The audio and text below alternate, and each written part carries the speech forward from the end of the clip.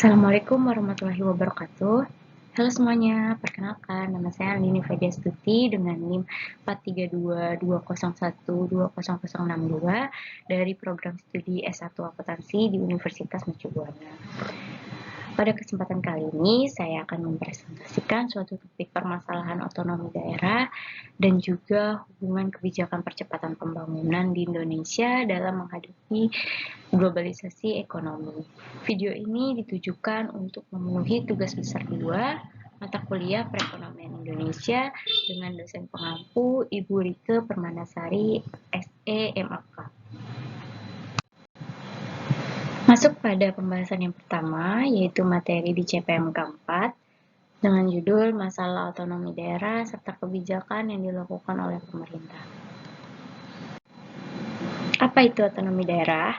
Menurut sumber yang saya dapatkan, yaitu menurut Undang-Undang Nomor 32 Tahun 2004, otonomi daerah adalah hak, wewenang, dan kewajiban daerah otonom untuk mengatur dan mengurus sendiri urusan pemerintahan dan kepentingan masyarakat setempat sesuai dengan peraturan perundang-undangan.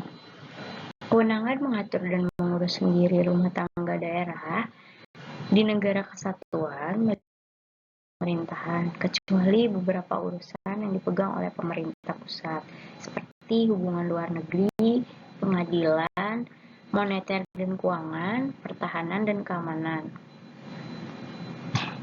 Otonomi nyata adalah keluasan daerah untuk menyelenggarakan kewenangan pemerintahan di bidang tertentu secara nyata ada dan diperlukan serta tumbuh hidup dan berkembang di daerah. Otonomi yang bertanggung jawab adalah berupa perwujudan pertanggungjawaban serta konsekuensi pemberian hak kewenangan kepada daerah dalam mencapai tujuan pemberian otonomi berupa peningkatan dan kesejahteraan masyarakat yang semakin baik, pengembangan kehidupan demokrasi, keadilan dan pemerataan, serta pemeliharaan hubungan sehat antara pusat dan daerah dalam rangka menjaga keutuhan Negara Kesatuan Republik Indonesia. Sejak diberlakukannya undang-undang mengenai otonomi daerah, memang tidak disangka lagi bahwa otonomi daerah membawa perubahan positif di daerah dalam hal kewenangan daerah untuk mengatur diri sendiri. Kewenangan ini menjadi sebuah impian karena pemerintahan yang sentralistik cenderung menempatkan daerah sebagai pelaku pembangunan yang tidak begitu penting. Otonomi daerah memiliki esensi dan tujuan dalam upaya penguatan demokrasi lokal. Penerapan otonomi daerah yang dilakukan sejak 1999 juga memberikan kepala daerah terpilih berwenang untuk mengatur dan mengurus sendiri daerah masing-masing. Namun demikian, hampir 25 tahun pelaksanaannya, tidak semua daerah yang diberikan otonomi mampu meningkatkan pelayanan maupun kesejahteraan masyarakat. Bahkan banyak daerah yang justru masih sangat bergantung pada pemerintah pusat. Pada masa lalu, pengerukan potensi daerah ke pusat terus dilakukan dengan dalih pemerataan pembangunan. Alih-alih mendapatkan manfaat dari pembangunan, daerah justru mengalami proses kemiskinan yang luar biasa. Dengan kewenangan tersebut, tampaknya banyak daerah yang optimis bakal mengubah keadaan yang tidak menguntungkan tersebut. Tanpa disadari, ada beberapa dampak yang tidak menguntungkan bagi pelaksanaan otonomi daerah telah terjadi. Ada beberapa permasalahan yang dikhawatirkan bila berkepanjangan akan berdampak sangat buruk pada susunan ketatanegaraan di Indonesia. Yang pertama, adanya eksploitasi pendapatan di daerah. Salah satu konsekuensi otonomi daerah adalah kewenangan daerah yang lebih besar dalam pengelolaan keuangannya, mulai dari proses pengumpulan pendapatan sampai pada alokasi pemanfaatan pendapatan daerah tersebut. Dalam kewenangan semacam ini, sebenarnya sudah muncul inherensi risiko bawaan bahwa daerah akan melakukan upaya maksimalisasi bukan optimalisasi terhadap pendapatan daerah. Upaya ini didorong oleh kenyataan bahwa daerah harus mempunyai dana yang cukup untuk melakukan kegiatan, baik itu rutin maupun pembangunan. Pemanfaatan terhadap konsep desentralisasi dan otonomi daerah yang belum mantap. Desentralisasi adalah sebuah mekanisme penyelenggaraan pemerintah yang menyangkut pola hubungan antara pemerintah nasional dan pemerintah lokal. Desentralisasi diperlukan untuk dalam rangka meningkatkan efisiensi dan efektivitas dalam penyelenggaraan pemerintahan dan sebagai wahana pendidikan politik di daerah. Oleh karena itu, pemahaman terhadap konsep desentralisasi dan otonomi daerah haruslah mantap. Penyediaan aturan pelaksanaan otonomi daerah yang belum memadai. Setidaknya ada dua penyebab mengapa hal ini bisa terjadi. Yang pertama, pemerintah pusat rupanya tak kunjung serius memberikan hak otonomi daerah kepada pemerintah di daerah. Yang kedua, desentralisasi telah menggelembungkan semangat tak terkendali di kalangan sebagian elit di daerah, sehingga memunculkan sentimen kedaerahan yang sangat kuat. Yang keempat, kondisi aparatur pemerintah yang belum menunjang sepenuhnya pelaksanaan otonomi daerah. Berdasarkan data yang ada, 20% pemerintah daerah mampu menyelenggarakan otonomi daerah dan merubah kesejahteraan rakyat di daerah. Namun, masih 80% pemerintah daerah dinilai belum berhasil menjalankan visi dan misi dan program desentralisasi. Yang kelima, korupsi di daerah. Fenomena ini yang sejak lama menjadi kekhawatiran banyak kalangan berkaitan dengan implementasi otonomi daerah. Bergesernya praktik korupsi dari pusat ke daerah. Mulai terdengar bagaimana anggota legislatif mulai menggunakan kekuasaan atas eksekutifnya untuk menyetujui anggaran DPRD yang jauh lebih besar dari sebelumnya.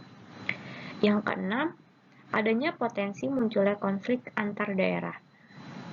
Dengan pelaksanaan otonomi daerah, muncul gejala etnosirisme atau fenomena primordial kedaerahan semakin kuat.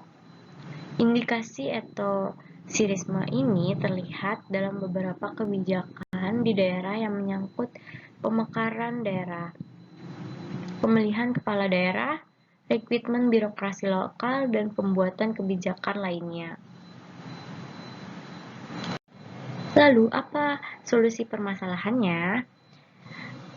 Penyelesaian masalah otonomi daerah di Indonesia, pada intinya, masalah-masalah tersebut seterusnya akan menjadi persoalan tersendiri, terlepas dari keberhasilan implementasi otonomi daerahnya tersebut.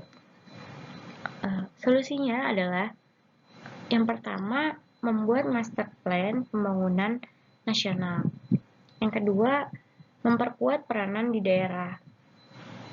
Yang ketiga, melakukan pembatasan anggaran kampanye. Yang keempat, melakukan pengawasan perda agar sinergi dan tidak menyimpang. Yang kelima, melanggar anggota keluarga kepala daerah untuk maju dalam pemilihan daerah. Yang keenam, meningkatkan kontrol terhadap pembangunan daerah. Yang ketujuh, melaksanakan good governance dengan memangkas birokrasi. Yang kedelapan, meningkatkan pendapatan asli daerah dari sektor SDA dan pajak, serta mencari dari sektor lain seperti jasa dan pariwisata. Selanjutnya, kita masuk pada pembahasan yang kedua, yaitu materi di CPMK 5 dengan judul Hubungan Kebijakan Percepatan Pembangunan terhadap Peran Indonesia dalam Menghadapi Globalisasi Ekonomi. Globalisasi ekonomi merupakan sebuah pertumbuhan dari ketergantungan kegiatan ekonomi di seluruh dunia melalui peningkatan pergerakan antar wilayah pada barang, jasa, teknologi, dan modal secara cepat. Kegiatan ini meningkatkan proses integrasi ekonomi antar negara untuk mendukung terbentuknya pasar global. Kebijakan pemerintah dalam percepatan pembangunan salah satunya adalah dengan pembangunan infrastruktur. Pembangunan infrastruktur secara masif dan merata di seluruh pelosok tanah air selama 5 tahun terakhir menjadi pondasi untuk kemajuan Indonesia di masa depan. Ketersediaan infrastruktur menjadi modal meningkatkan diri menjadi negara maju dan tidak terperangkap menjadi negara berkembang atau middle income trap. Pada masa pandemi ini, tindakan penanganan dan pencegahan penularan virus corona adalah hal yang urgent dilakukan. Namun, pembangunan infrastruktur tidak kalah penting untuk dikerjakan. Salah satunya adalah untuk pengiriman obat dan makanan ke berbagai wilayah di Indonesia. Menjadikan infrastruktur konektivitas seperti pelabuhan, bandara, jalan tol, dan lainnya menjadi ujung tombak dalam menyelesaikan berbagai permasalahan. Pembangunan infrastruktur, utamanya di daerah, akan membuka akses baru atau semakin mempermudah akses yang sudah ada untuk menjangkau wilayah tersebut. Kemudahan akses tersebut nantinya akan meningkatkan aktivitas ekonomi di suatu wilayah. Dampak jangka pendek dari pembangunan infrastruktur juga adalah menciptakan lapangan kerja dan infrastruktur akan menciptakan titik-titik pertumbuhan ekonomi yang baru. Strategi dan kebijakan pembangunan infrastruktur PUPR tahun 2020 sampai tahun 2024. Yang pertama, melanjutkan pembangunan infrastruktur tahun 2015 sampai tahun 2019 untuk mendukung pengembangan wilayah seperti KSPN, KEK, kawasan industri, kawasan bandara atau pelabuhan, dan kawasan produktif lainnya. Yang kedua, meningkatkan kompetensi SDM melalui sertifikasi tenaga kerja dan program Link and Match, yaitu magang, yang mempertemukan industri jasa konstruksi dengan dunia pendidikan. Yang ketiga, mengembangkan strategi pembiayaan alternatif melalui skema KPBU dan skema lainnya menarik bagi investor. Yang keempat, memperkuat dan membuka peluang kerja bagi kontraktor nasional atau lokal dengan melakukan pembinaan melalui regulasi dan kebijakan pemekatan. Yang kelima, menyederhanakan regulasi dan birokrasi antara lain dengan merevisi Permen PUPR yang menghambat.